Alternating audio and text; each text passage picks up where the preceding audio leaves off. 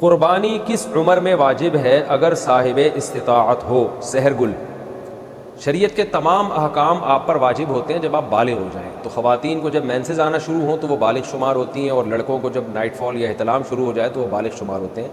اور اگر یہ علامتیں عورت میں یا مرد میں ظاہر نہیں ہوئی ہیں تو اسلامی لحاظ سے جب بھی کوئی لڑکا یا لڑکی 15 سال کا ہوگا تو وہ بالغ سمجھا جائے گا. تو بالغ ہوتے ہی شریعت کے تمام احکام آپ کی طرف متوجہ ہو جاتے ہیں. تو اس عمر میں اگر صاحب نصاب ہیں تو قربانی واجب ہے، مرد ہو یا عورت ہو. اپنی قربانی چھوڑ کر والدین کی طرف سے قربانی کرنا: میں اس سال اپنی قربانی نہ کروں، والدین کی طرف سے کر لوں، تو کیا یہ جائز ہے؟ ایم ایس فاروقی، برطانیہ سے. دیکھیں، اگر آپ کے والدین وفات پا چکے ہیں تو پھر اگر آپ والدین کی طرف سے کرتے ہیں وہ حقیقت میں آپ ہی کی طرف سے ہوتی ہے، اس کا ثواب والدین کو پہنچا رہے ہوتے ہیں، تو اس میں آپ کا اپنا واجب بھی ادا ہو جائے گا. لیکن اگر آپ کے والدین حیات ہیں تو آپ ان کی طرف سے قربانی کر رہے ہیں ان کی پرمیشن سے، تو پھر آپ کی قربانی نہیں ہوگی، بلکہ ایک جانور میں دو بندوں کی بھی نہیں ہوگی، ابا اماں دونوں کی نہیں ہوگی. دو حصے لینے پڑیں گے یا دو جانور کرنے پڑیں گے، تب ابا اور اماں کی ہوگی. تو ایسی صورت میں پھر آپ اگر صاحب نصاب ہیں تو آپ گناہ گار رہ جائیں گے. تو اگر آپ کے والدین حیات ہیں، زندہ ہیں، تو پھر تو آپ اپنی طرف سے قربانی کریں، اور والدین صاحب نصاب ہیں تو ان کی طرف سے الگ کر لیں، صاحب نصاب نہیں ہے تو ضرورت نہیں ہے کرنے کی. اور اگر والدین دنیا سے جا چکے ہیں تو ان کی طرف سے قربانی وہ اصل میں آپ ہی کی اپنی قربانی کہلاتی ہے، کیونکہ مردہ جو ہے وہ تو شرعی احکام کا، عبادت کا مکلف نہیں ہے، جو میت ہے. تو آپ ہی کی قربانی ہوگی، آپ کا واجب بھی ادا ہو جائے گا اور ثواب بھی ان کو انشاءاللہ والدین کو مل جائے گا.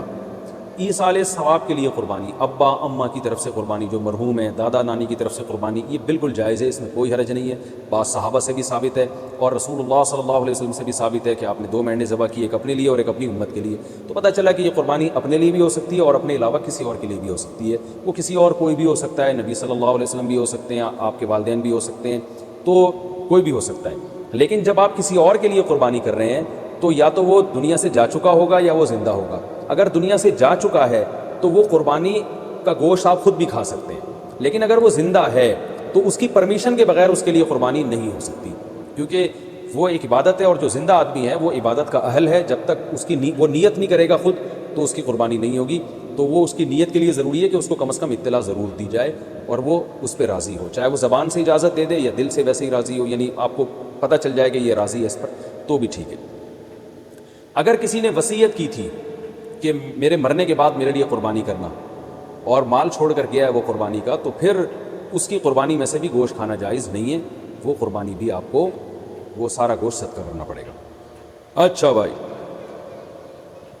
ایک مسئلہ یہ بھی ہے کہ قربانی کسی نے نہیں کی اور بعد میں خیال آیا کاش میں قربانی کر لیتا، تو یاد رکھیں بقرعید کے 3 دن جب گزر جائیں گے تو اس کے بعد قربانی اب جائز، یعنی اب قربانی جائز نہیں ہے، کیونکہ وہ 3 دن گزر گئے، قربانی کا ٹائم ختم ہو گیا. اب آپ نے اگر جانور ذبح کیا تو اس کا سارا گوشت آپ صدقہ کر دیں، اور بہتر یہی ہے کہ جانور کی قیمت صدقہ کریں آپ، کیونکہ اب قربانی کا ٹائم چلا گیا.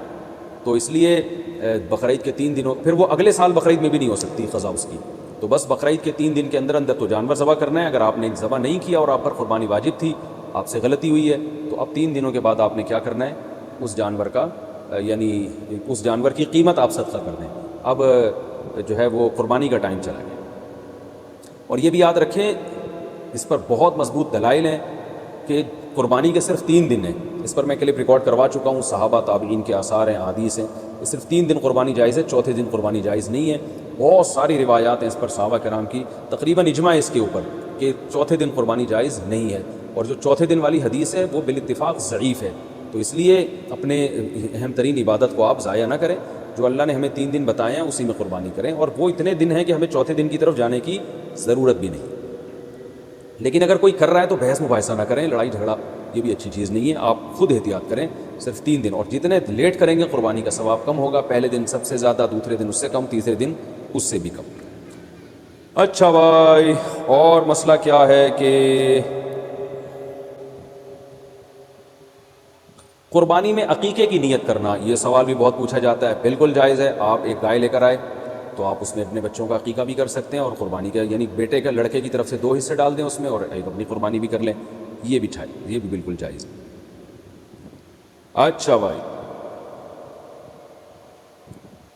اور نابالغ اولاد کی طرف سے قربانی، دیکھیں جو نابالغ اولاد کی طرف سے قربانی ہے اگر تو انشاءاللہ اس کو ثواب ملے گا. قربانی وہ آپ ہی کی طرف سے ہوگی، تو یعنی آپ ہی اس قربانی کے مالک ہیں. تو کیونکہ جو نابالغ ہے نا اس پر قربانی بہرحال واجب نہیں ہوتی، چاہے وہ کتنا ہی مالدار کیوں نہ ہو. اور اگر بالکل ہی چھوٹا بچہ ہے تو پھر اس کی طرف سے قربانی کا مطلب یہ ہوتا ہے کہ آپ خود ہی بس قربانی کر رہے ہیں، تو وہ قربانی کا اہل نہیں ہے، اس کی طرف سے قربانی نہیں ہوگی. ہاں اگر وہ سمجھدار ہے، بلوغت کے قریب ہے، تو پھر اس کی طرف سے قربانی ادا ہو جائے گی، اگرچہ اس پہ واجب ہے نہیں، تو یہ کر سکتے ہیں، اس میں کوئی حرج نہیں ہے. اچھا، ایک اہم مسئلہ یہ بھی ہے کہ اونٹ کو ذبح کرنا یہ سنت نہیں ہے، اونٹ کو نہر کرنا سنت ہے. کھڑے کھڑے اس کی ٹانگ باندھ کے نا یہاں چاقو مارا جاتا ہے، اور ایکسپرٹ جو قصائی ہوتے ہیں وہ ایسے زور سے کٹ لگاتے ہیں کہ ایک دم فوارہ نکلتا ہے، اونٹ بہت جلدی ٹھنڈا ہو جاتا ہے. اور جو اناڑی ہوتے ہیں وہ بہت تکلیف دیتے ہیں جانور کو، وہ گھماتے رہتے ہیں اس میں، اور ان کو صحیح نس ملتی نہیں ہے، رگ ملتی نہیں ہے، اونٹ کا خون کم بہتا ہے، وہ بہت دیر سے اس کی جان نکلتی ہے. تو یہ بہت جو ہے وہ اچھا کام نہیں ہے جانور کو تکلیف دینا.